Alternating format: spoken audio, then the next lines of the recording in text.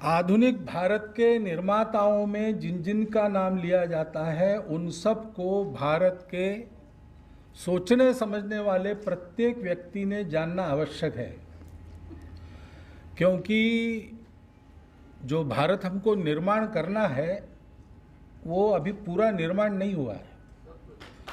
हमको उसको करना है तो इसके लिए जिन लोगों ने अपना पूरा का पूरा जीवन समर्पित किया, जीवन में दूसरा कुछ प्राप्त करने की इच्छा नहीं की, ऐसे लोगों ने क्या सोचा था, क्या देखा था, क्या समझा था, इसका ज्ञान रखकर ही हमको विचार करना पड़ेगा। लेकिन जैसे उन्होंने उल्लेख किया कि हम लोगों ने अपने महापुरुषों को भी पिंजड़े में बंद कर दिया है। पहले से हम जो जात पात, प्रांत, पंथ, भाषा, पक्ष, आजकल ये सारी विषमताएं मानने वाले लोग हो गए हैं, तो इन सब विषमताओं से ऊपर उठकर सारे देश को एक देश के नाते देखो और उसका विचार करो, ऐसा कहने वाले महापुरुषों को भी हमने उनके जाति में बंदिस्त कर दिया, उनके विचारों में बंदिस्त कर दिया। अब ये तो अलग अलग होता ही है, इस पर किसका कोई बस है क्या? दैवायत्तम कुले जन्म मदायत्तम तु पौरुषम, ये कर्ण का वाक्य है महाभारत में। अब देखिए, महाभारत में कुछ कर्ण के भी वाक्य, कुछ दुर्योधन के भी वाक्य ये नीति सम्मत वाक्य के नाते कहे जाते हैं। केवल धर्म, केवल श्री कृष्ण उनके वाक्य नहीं लिए, उनके तो लिए ही है, परंतु इन पात्रों के भी कुछ वाक्य लिए हैं, क्योंकि उन्होंने विचार करते समय ये विचार किया कि जो जिस परिस्थिति में जैसा रहना करना उसको आवश्यक हो गया वैसा उसने किया होगा, लेकिन आखिर उसका मन क्या बोलता है, वो आदमी कैसा है, वो देख के और उस प्रकार उसका प्रकटन करना। हमारे देश में महापुरुषों के प्रति देखने की हमारी दृष्टि थोड़ी बदलनी चाहिए, ऐसा मुझे लगता है। हम केवल उन्होंने क्या किया और क्या बोला, क्या लिखा, यही देखते हैं। ये तो देखना ही चाहिए, क्योंकि उससे हमको एक आगे के लिए मार्गदर्शन मिलता है, परंतु मुख्य देखना चाहिए कि वो मनुष्य कैसा था, उसके जीवन में त्याग है कि नहीं, उसके जीवन में निस्वार्थ बुद्धि है कि नहीं, वो केवल प्रसिद्ध पुरुष बनने के लिए कुछ करता है, देश के लोगों के दुख को अपनी पूंजी बनाकर उसके आधार पर आगे बढ़ने की सोचता है कि उनके दुख को नष्ट करने की सोचता है। इस मूल्यांकन पर कसकर जो अपने इस नूतन भारत के राष्ट्र निर्माताओं में लोग गिने जाते हैं, उनमें एक डॉक्टर बाबा साहब अम्बेडकर है। अब उनको नरेंद्र जाधव जी ने मुझे बुलाया, इसमें तो वास्तविक आनंद होना चाहिए। मैं डॉक्टर हेडगेवार का अनुयायी हूँ, वो डॉक्टर बाबा साहब आम्बेडकर के अनुयायी है। देश में काम करने वाली जो विचारधाराएं देश हित के लिए अगर एकत्र आती है तो ये आनंद की बात है कि दुख की बात है? लेकिन विचित्र स्थिति है, एक बहुत बड़े नेता हमको मिले, नाम मैं लूंगा नहीं, उनकी कठिनाई होगी। एयरपोर्ट पर मिले, नागपुर ही जा रहे थे, तो मैंने उनको सहज कहा कि आप चले ही रहे हैं तो आइए हमारे कार्यालय में। तो उन्होंने तुरंत कहा, अर्थक्वेक हो जाएगा भागवत जी, मुझे पार्टी से निकाल देंगे। मैंने कहा कि आपको मैंने बुलाया इसलिए मुझे नहीं निकाला जाएगा, क्योंकि संविधान सभा की जिस भाषण का आपने उल्लेख किया उसी में आगे डॉक्टर बाबा साहब अम्बेडकर ने कहा है कि अभी हम अन्य अन्य विचारधाराओं के विभिन्न शिविरों के नाते यहाँ अलग अलग बैठे हैं, परंतु ये इतिहास ध्यान में रखना चाहिए कि अपने देश को किसी ने अपने बल पर नहीं जीता। हमारे आपसी भेदों के कारण हमने चांदी की तश्तरी में अपना देश उनको पेश किया। इसलिए इससे अगर बोध लेकर आगे हम इस वर्तन को नहीं सुधारते तो केवल संविधान आपकी सुरक्षा नहीं कर सकता, देश की सुरक्षा नहीं कर सकता। तो जैसे ये पूछा कि कब हम इस विषमता को तिलांजलि देंगे, वैसे ये भी एक विषमता ही है। मुझे संकोच नहीं होता है, क्योंकि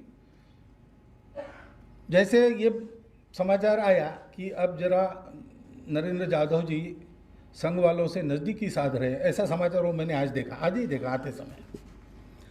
वैसा ये भी कहा जा सकता है कि अब दलितों में अपना बेस बड़ा करने के लिए संघ ये सब कर रहा है, ये भी कहा जा सकता है, कहा जा चुका है कई बार। एप्रोप्रिएशन कर रहे हैं महापुरुषों, ऐसे महापुरुषों को कोई एप्रोप्रिएट करना ये आसान बात है क्या? उनको एप्रोप्रिएट करना यानी उनके जीवन की विरासत को आगे चलाने का संकल्प करना कौन कर सकता है? ये सती का व्रत है, आसान नहीं है किसी महापुरुष का नाम अपने पीछे लगाना। वैसा शील चाहिए, वैसी प्रामाणिकता चाहिए, वैसा समर्पण चाहिए, और वैसा जिसको आपने जी तोड़ परिश्रम कहा, वैसा परिश्रम चाहिए। डॉक्टर बाबा साहब आम्बेडकर के जीवन में ये सारी बातें दिखती है बचपन से, और बचपन से ये मन में विषमता के प्रति एक आग भी दिखती है, क्योंकि उनको झेलना पड़ा। डॉक्टर बाबा साहब आम्बेडकर के अभी जो आपने पढ़ा सब कठोर लगा होगा किसी किसी को, और इससे भी कठोर उन्होंने कहा है। और मैं कहता हूं कि कहने वाले वो अकेले नहीं है, विवेकानंद ने भी उतना ही कठोर कहा है। पढ़ना भी कठिन हो जाता है कभी कभी, लेकिन वो पढ़ना पड़ेगा, सुनना पड़ेगा, समझना पड़ेगा, क्योंकि जिनको वो झेलना नहीं पड़ा वो कल्पना नहीं कर सकते। आरक्षण के बारे में हमारे प्रतिनिधि सभा में बहुत पहले 1980 के दशक की बात है, पहली बार जब वो मंडल वगैरह सारा चला, उस समय फिर प्रस्ताव करना था, और वो विषय ही ऐसा है कि समाज में दो मत है ही, मतों के कारण अलग है, दो मत होने के कारण अलग अलग है, लेकिन है। तो बहुत घमासान चर्चा हुई, और प्रस्ताव पारित होना और रिजेक्ट होना दोनों नहीं होता है, क्या करना है इसको। तो उस समय सरसंघ चालक हमारे बाला साहब देवरस थे, उन्होंने सबको रोका, रुको रुको जरा एक बात ध्यान में रखो, 2000 वर्षों से इस विषमता को जो झेल रहे हैं, ऐसे किसी परिवार में अपना जन्म हुआ है, इस मनस्थिति में आकर इस प्रस्ताव का विचार करो। ऐसा उन्होंने कहा। अगले 15 मिनट में प्रस्ताव पारित हो गया। ये दर्द जिनके मन में है देश के प्रति, देश के प्रत्येक घटक के प्रति, वो हमारे वास्तविक मार्गदर्शक है। उनमें डॉक्टर बाबा साहब आम्बेडकर का नाम आता है। और ये मैं आज नहीं कह रहा हूं, ये हमारे यहां पहले से है। डॉक्टर बाबा साहब आम्बेडकर के सारे प्रयासों में उनके मन में आस्था रखकर उन्होंने संबंध जिनसे रखे थे, ऐसे कौन थे? ऐसे नाम आप निकालेंगे तो उसमें आपको सावरकर जी का नाम मिलेगा। उनको पत्र लिखा है उन्होंने, जो रत्नागिरी में आने के बाद उन्होंने सामाजिक समरसता के लिए काम किया, उसके वो बड़े उनको अच्छा लगता था, और उन्होंने लिखा था कि आप ये कर रहे हैं बहुत अच्छी बात है, लेकिन मेरा मानना है कि ये जात नाम की व्यवस्था ध्वस्त किए बिना इसका इलाज नहीं है, तो मैं तो उसी में लगा हूं। डॉक्टर अंबेडकर के प्रति हमारा संबंध आज का नहीं है संघ। अब संघ में रिकॉर्ड नहीं रखते, फोटो नहीं रखते।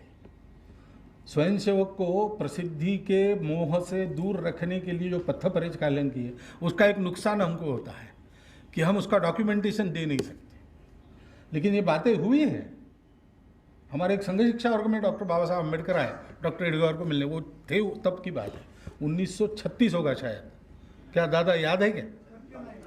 39, उनके जाने के 1 साल पहले अचानक आया भोजन के समय। तो डॉक्टर साहब ने, भोजन प्रारंभ होना था, सबको रोका, डॉक्टर बाबा साहब को लेके आए, साथ बिठाया, साथ में भोजन किया। बाद में उन्होंने पूछा भी कौन किस जाति के है वगैरह, तो उनको ध्यान में आया कि यहाँ ये वातावरण नहीं है। अच्छा लगा।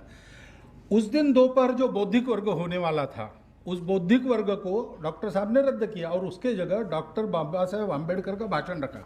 विषय था भारत की दलित समस्या और दलितोद्धार। इस विषय पर उनका बौद्धिक वर्ग हुआ है। संबंध हमारा पुराना है। डॉक्टर बाबा साहब अम्बेडकर ने दीक्षा परिवर्तन किया। हम हिंदू नहीं है, हम बौद्ध, हिंदू से हमारा कोई संबंध नहीं, ऐसा कह के किया उस समय। और हमारी क्या प्रतिक्रिया थी? हमको ऐसा लगा कि ये किए बिना जो करने वो चले थे वो कर नहीं सकते थे, इसलिए उन्होंने किया। और ये न करना पड़े इसके लिए उसके पहले 40 साल उन्होंने प्रयास किए, लेकिन उस समय सोया हुआ हिंदू समाज जागा नहीं, इसलिए उनको एक कदम उठाना पड़ा। संत गाडगे महाराज के साथ बाबा साहब अम्बेडकर उनको मिलने के लिए गए थे ये पक्का होने के बाद। तो गाडगे महाराज ने भी उनको कहा कि इस निर्णय का पुनर्विचार नहीं हो सकता था। डॉक्टर अम्बेडकर ने साफ कहा नहीं हो सकता, तो उन्होंने मान लिया, कुछ बोले नहीं। बाद में एक गौरव विशेषांक किस मासिक का मुझे याद नहीं है, लेकिन 1963 में निकला। डॉक्टर बाबा साहब अम्बेडकर गुरुजी को कुछ लिखने के लिए कहा था, तो गुरुजी ने लिख के भेजा है कि मैंने कुछ लिखना चाहिए, ऐसा आपने कहा इसलिए मैं लिख रहा हूं, वरना लिखने की मुझे आदत नहीं है। मुझे लगता है कि स्वामी विवेकानंद ने ऐसा कहा कि आदि शंकराचार्य की प्रज्ञा और बुद्ध के हृदय की करुणा, इनका संगम अपने में रखने वाला कोई व्यक्ति भारत में होना चाहिए, तब इस समाज को दिशा मिलेगी। मुझे लगता है कि डॉक्टर बाबा साहेब आम्बेडकर के रूप में और ये संगम हमको प्राप्त हुआ था। सामाजिक विषमता के निर्मूलन के लिए उनके जिम्मे जितना हिस्सा था उन्होंने अपने जीते जी पूरा किया। और सब मतों की समीक्षा करते हुए उनके गुण दोष जानने के बाद अपने देश की मिट्टी से नाता न टूटे, इसलिए बाकी सब मत छोड़कर बौद्ध मत का स्वीकार उन्होंने किया और अपने मनुष्यों से कराया। ये बात हमारी पुरानी है, और इसलिए पुराना एकात्मता स्तोत्र हमारा चलता था, उसकी जब पुनर्रचना हुई तो उसमें आधुनिक महापुरुषों के भी नाम आए, तब डॉक्टर बाबा साहब आम्बेडकर का नाम भी उसमें तब से है। हम रोज सुबह वो कहते हैं तो उनका स्मरण करते हैं। ये हमारी शुद्ध वाणी, इसका हम अपने लोकप्रियता के वगैरह उपयोग करने वाले नहीं है। हमारी वो पद्धति नहीं है, हमारा वो स्वभाव नहीं है। महापुरुषों को हम व्यापार की वस्तु नहीं मानते। हम उनके चरित्र का अनुकरण करके उनके जैसा बनने के प्रयास में ही उनका नाम लेने की सार्थकता मानते हैं। और ये बातें प्रचार कर, हम भारत में समानता के पुरस्कर्ता है, ये वास्तव में ऐसा कहना पड़े ये लज्जा की बात है। भारत में क्यों 2000 वर्ष विषमता चली?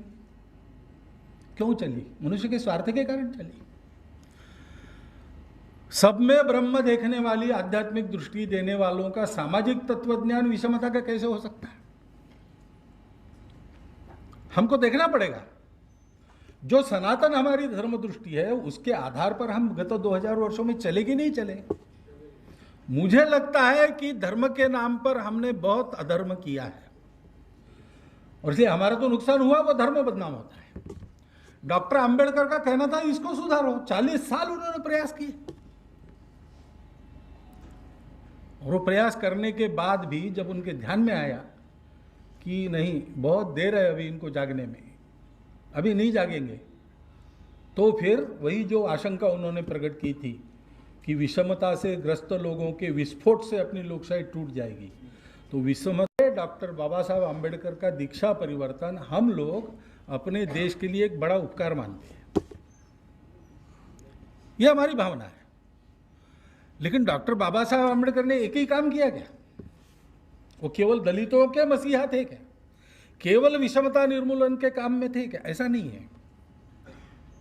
ये सारा दंश झेलने के बाद भी और उसके उत्थान, उस वर्ग के उत्थान का प्रयास, ये उनका जीवन ध्येय बनने के बाद भी उनके मन में पूरे देश का विचार था, पूरे राष्ट्र का विचार था। और इस दृष्टि से जो चिंतन उन्होंने किया है वो बहुत मूलगामी है। अब कोई भी महापुरुष चिंतन करता है, कोई भी व्यक्ति कभी भी चिंतन करता है, तो उसका एक सामयिक अंश होता है, वो तात्कालिक रहता है। एक सनातन अंश होता है जो शाश्वत रहता है। विचार करते समय जो दृष्टि वो लेकर विचार करते हैं वो शाश्वत होती है। इश्यूज आते हैं तब उस इश्यूज पर उस समय क्या बोलना, वो उनको तय करना पड़ता है, वो ऐसा बोलते हैं। हमको अपने सब महापुरुषों का ऐसा अध्ययन करना पड़ेगा और डॉक्टर बाबा साहब आम्बेडकर विचारों का ऐसा अध्ययन किए बिना हमारे अपने राष्ट्र के अध्ययन को पूर्णता प्राप्त नहीं हो सकती, नहीं हो सकती। हमने किया है और इसलिए पूना के सामाजिक समरसता पर वसंत व्याख्यानमाला में बाला साहब देवरस का भाषण हुआ तो उन्हें स्पष्ट रूप से आर्टिकुलेशन किया, जो पहले से हम संघ में मानते थे, लेकिन तब तक संघ की कोई ऐसी प्रतिष्ठा नहीं थी कि संघ के सरसंघ चालक क्या कहते हैं कोई सुने। इमरजेंसी के बाद ये प्रतिष्ठा बनने लगी, तब बाला साहब का भाषण हुआ। तो बाला साहब ने सीधा कहा कि अस्पृश्यता अगर गलत नहीं है, विषमता अगर गलत नहीं है, तो इस समाज में कुछ भी नहीं गलत, और इसलिए विषमता जानी चाहिए। It should go out lock stock and barrel, आमूल चूल उसका बहिर्गमन होना चाहिए। पद्धति एक एक की अलग अलग रहती है। डॉक्टर आम्बेडकर को जिस परिस्थिति में काम करना था उसमें धीरे धीरे करेंगे, इसके लिए अवकाश ही नहीं था, वो सीधा मारे ही झेल रहे थे, और इसलिए विषमता को बाहर निकालना है, वो उन्होंने टारगेट निकाला। व्यवस्था को समाप्त करो, क्योंकि वो व्यवस्था सीधा घाव कर रही थी। डॉक्टर हेडगेवार ने शुरू किया तो उन्होंने सोचा कि ये व्यवस्था किस मानसिकता के कारण है, उस मानसिकता को मिटा दिया। उन्होंने उस दिशा से काम किया। अगर कुछ भिन्नता दिखती है तो भिन्नता प्रस्थान बिंदु, कहां से चलना पड़ा, जाना एक ही जगह था, जहां से चलना पड़ा वहां से रास्ता बना है। तत्व की भिन्नता नहीं है। जिस परिस्थिति में, जिस परिवेश में जो करना पड़ा वो करना पड़ा, इसलिए भिन्न दिखता है, लेकिन मन तो एक ही है। फ्लैग कमेटी के सामने स्वतंत्र भारत का राष्ट्रध्वज कौन सा हो, ये जब वकालत करनी थी तो इस देश में जिनको हिंदुत्ववादी कहा जाता है उन लोगों का दृष्टिकोण, उसकी पैरवी करने के लिए डॉक्टर बाबा साहब आम्बेडकर गए थे। तो मन तो एक ही था। आपने जो उल्लेख किया है, उन्होंने क्या क्या लिखा है, कैसा लिखा है, तो कई बातों में वो विचार मिलते ही है। हाँ, लेकिन इसमें हमको व्यापार नहीं करना है। उनके जीवन को देखे, उनके जिनकी हिम्मत है, ये पढ़ो, 4 ग्रंथ पढ़ने चाहिए। किसने पढ़ने चाहिए? हिम्मत वाले ने पढ़ने चाहिए। एक तो उसमें जो खरा है वो खरा कहा है, जो खोटा है उस पर हथौड़ी के घाव है। उसको सत्य को सहन करने की ताकत है तो पढ़े। असत्य के कारण जिनके दिल कमजोर है वो इसको न पढ़े, यही अच्छा है उनकी सेहत के लिए।